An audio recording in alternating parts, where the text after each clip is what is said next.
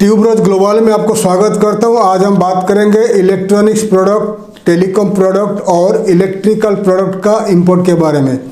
India ने ऐसा news है, इंडिया चाइना एंड हांगकांग से 56% of electronic, electrical and telecom product import करता है और इंडिया का ये जो इंपोर्ट ज़्यादा से ज़्यादा बढ़ने लगा है। तो ओनली खाली जो इंडिया, चाइना एंड हांगकांग से उनका जो टोटल प्रोडक्शन होता है इलेक्ट्रिकल प्रोडक्ट, इलेक्ट्रॉनिक प्रोडक्ट और टेलीकॉम प्रोडक्ट को, इंडिया वर्ल्ड में ओनली इंडिया 56% पूरा टोटल प्रोडक्शन को, मैन्युफैक्चरिंग प्रोडक्शन को इंडिया इंपोर्ट करता है। तो इंडिया का इंपोर्ट ज़्यादा से ज़्यादा बढ़ने लगा है। 2023-24 में इंडिया $89.9 बिलियन का इंपोर्ट किया है ये तीन प्रोडक्ट को, इलेक्ट्रिकल, इलेक्ट्रॉनिक्स और टेलीकॉम प्रोडक्ट को, चाइना एंड हांगकांग से। China, Hong Kong, Malaysia, south Korea, ये जो कंट्रीज़ है ये ज़्यादा से ज़्यादा इलेक्ट्रॉनिक प्रोडक्ट मैन्युफैक्चरिंग करते हैं। South Korea, China, Hong Kong, Malaysia and Vietnam, ये जो कंट्रीज़ हो गया। और इंडिया सबसे ज़्यादा इंपोर्ट करने वाला देश है जो वर्ल्ड में सबसे ज़्यादा electronic, electrical, telecom product import करता है इन्हीं देशों से, और सबसे ज़्यादा इंपोर्ट करता है हांगकांग से, चाइना से। 2007 से लेकर 2010 के बीच में इंडिया का इंपोर्ट था $166 मिलियन का इंपोर्ट था चाइना से इलेक्ट्रिकल, इलेक्ट्रॉनिक्स, टेलीकॉम प्रोडक्ट में। ठीक है, 2020-21 में ये हो गया $4.2 बिलियन का इंपोर्ट हो गया और 2023-24 में 56% इंक्रीज हुआ इंडिया, चाइना, हांगकांग से। और देख लीजिए 2020-21 में $4.2 बिलियन का इंपोर्ट था telecom, electrical and electronics product में, और 2023-24 में $89.9 बिलियन का इंपोर्ट होने लगा है। मतलब इंडिया का इंपोर्ट ज़्यादा बढ़ने लगा है और एक्सपोर्ट कम हुआ है। इनमें से इंडिया ज़्यादा से ज़्यादा इंपोर्ट करता है computers, laptops, mobile phone, smartphones, wireless devices, generators, Motors, batteries. ये जो प्रोडक्ट बता दिया, ये प्रोडक्ट्स को ज़्यादा से ज़्यादा इंडिया चाइना एंड हांगकांग से इंपोर्ट करता है। ठीक है, और होम एप्लियंसेस भी इंपोर्ट करता है, टेलीकॉम प्रोडक्ट भी इंपोर्ट करता है, वायरलेस डिवाइसेस इंपोर्ट करता है, इलेक्ट्रॉनिक्स प्रोडक्ट इंपोर्ट करता है होम एप्लियंसेस में। ठीक है, तो ये जो इंपोर्ट बढ़ने लगा है क्योंकि इंडिया का मिडिल क्लास लोगों के पास ज़्यादा से ज़्यादा पैसा आने लगा। लोगों के पास पैसा जैसे आया, लोगों इंडिया में मैन्युफैक्चरिंग कम है, इंपोर्ट इसलिए इंपोर्ट करने लगा है। क्योंकि इंडिया में आप देखे होंगे, इंडिया में जितने सारे इलेक्ट्रॉनिक्स शोरूम है बड़े बड़े सिटी में, उनको वहाँ पर उनका सेल ज़्यादा बढ़ गया है क्योंकि इंडिया अभी 5th लार्जेस्ट इकोनॉमी बन चुका है। और इंडिया का जो मिडिल क्लास लोग हैं, जो गरीब थे, गरीब से मिडिल क्लास तक आ गए, मिडिल क्लास से रिच लोग हो गए। तो जो मिडिल क्लास लोगों के पास ज़्यादा से ज़्यादा पैसा आ गया और मिडिल क्लास लोगों को घर में एयर कंडीशन चाहिए, घर में लैपटॉप चाहिए, स्मार्टफोन्स चाहिए, होम एप्लियंसेस चाहिए और वायरलेस डिवाइसेस चाहिए, टेलीफोन्स चाहिए, सब कुछ चाहिए घर में। तो जब इलेक्ट्रॉनिक शोरूम में सेल्स बढ़ा तो मैन्युफैक्चरिंग नहीं है, इंडिया में मैन्युफैक्चरिंग कम है, तो उन्होंने मजबूरन चाइना, हांगकांग से ज़्यादा इंपोर्ट करने लगे इलेक्ट्रॉनिक्स प्रोडक्ट। तो ये इंडिया का इकोनॉमी के लिए काफ़ी बैड न्यूज़ है क्योंकि इंपोर्ट बढ़ेगा तो इंडिया का जो इकोनॉमिक फ्यूचर के लिए ये बैड न्यूज़ है, फ्यूचर के लिए घाटा होगा इंडिया के लिए। तो इसीलिए इंडियन गवर्नमेंट को देखना चाहिए कि ये इंपोर्ट कैसे बंद हो और इंडिया में ज़्यादा से ज़्यादा मैन्युफैक्चरिंग हो। और इंडिया में telecom products, electronics, electrical product का मैन्युफैक्चरर्स सबसे ज़्यादा कम है। Vietnam, Cambodia and Laos, Malaysia जैसे छोटे छोटे देश में उन्होंने मैन्युफैक्चरिंग के ऊपर ज़्यादा ध्यान दिया और मैन्युफैक्चरिंग करने लगे और एक्सपोर्ट करने लगे।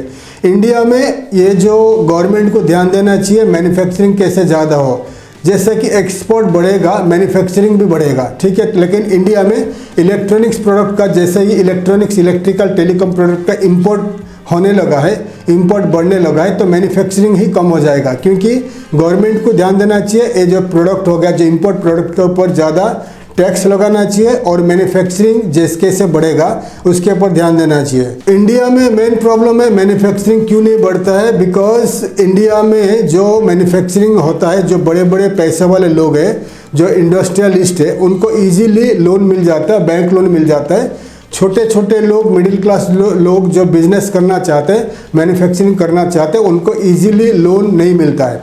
बैंक हैरेस करता है और लोन ले लेने के बाद रिकवरी एजेंट्स हैरेस करते हैं, तो काफ़ी सारे प्रॉब्लम देखा जाता है। तो इससे गवर्नमेंट ऑफ इंडिया को ध्यान देना चाहिए। और इंडिया में जितने सारे जो कोस्टल एरियाज़ है, जो कोस्टल एरियाज मतलब जो स्टेट में समुंदर लगा हुआ है, उस एरियाज़ में ज़्यादा से ज़्यादा free zones and industrial corridor बनाना चाहिए। जैसे कि आपने दुबई देखे होंगे, Dubai United Arab Emirates UAE जो स्ट्रेटेजिकली लोकेशन में लोकेटेड है, तो वहाँ पर कितने सारे हंड्रेड्स ऑफ फ्री जोन बना हुआ है। जेबल अली फ्री जोन है, शारजा फ्री जोन है, अबू धाबी फ्री जोन है, रास अल खैमा फ्री जोन है, एंड आपका जो शारजा है, रास अल खैमा है, एंड आपका उमल क्वीन है। तो जितने उनका यूएई में जितने सारे स्टेट्स है, 7 एमिरेट्स है, 7 स्टेट्स है, वहाँ पर हर एक स्टेट में फ्री जोन्स है।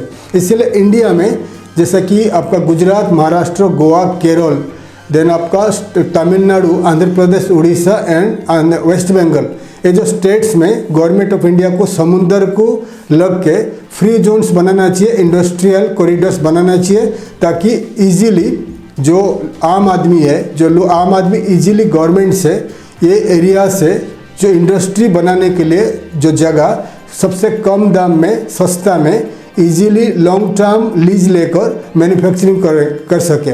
क्योंकि अभी जो इंडिया में जो लैंड का प्राइस बढ़ने लगा है, आम आदमी के लिए काफ़ी डिफ़िकल्ट है लैंड को एक्वायर करके उसको फैक्ट्री बना के मैन्युफैक्चरिंग करना है। क्योंकि एक तो इजीली लोन नहीं मिलता है, फिर लैंड लेके उसको इंडस्ट्री बनाने के लिए पैसा ज़्यादा से ज़्यादा लागत बनेगा।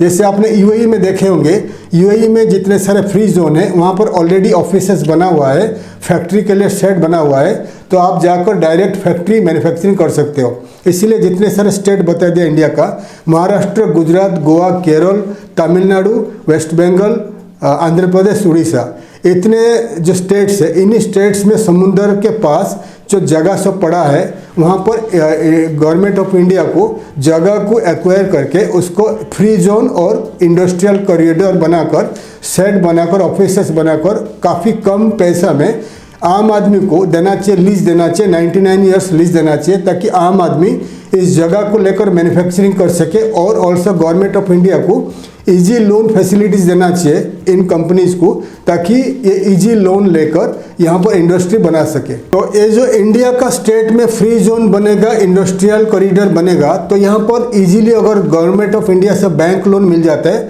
प्रोजेक्ट लोन मिल जाता है, तो यहाँ पर जो मैन्युफैक्चरिंग होगा, इलेक्ट्रॉनिक्स प्रोडक्ट होगा, इलेक्ट्रिकल होगा, जो भी प्रोडक्ट्स मैन्युफैक्चरिंग होगा, तो ये फ्री जोन से जो product government all over India में उसको इजीली सेल हो सकता है, विद इन डोमेस्टिक मार्केट में सेल हो सकता है। ऑल्सो समुंदर पास में है, तो वहाँ से इजीली वेस्टर्न ईस्टर्न कंट्री को एक्सपोर्ट हो सकता है। तो इसीलिए गवर्नमेंट ऑफ इंडिया को जो स्टेट्स बता दिया, इन स्टेट्स में इंडस्ट्रियल कॉरिडोर और फ्री जोन बनाना चाहिए। ऑल्सो फ्री जोन्स बनाने के बाद इंटरनेशनल मार्केट में ग्लोबली अलग अलग कंट्री में, जो रिच कंट्रीज़ में, वहाँ पर एडवर्टाइजमेंट करके वहाँ से इन्वेस्टर्स को, मैन्युफैक्चरर्स को बुलाकर इन्हीं फ्री जोन में उनको देना चाहिए, फैसिलिटेट करना चाहिए कि वो लोग भी आकर यहाँ पर इन्वेस्टमेंट करें और यहाँ पर फैक्ट्री डालें, ताकि गवर्नमेंट ऑफ इंडियन लोगों को नौकरी मिले और इंडिया में मैन्युफैक्चरिंग हो और डोमेस्टिक मार्केट में प्राइसेस कम हो और इसी फ्री जोन से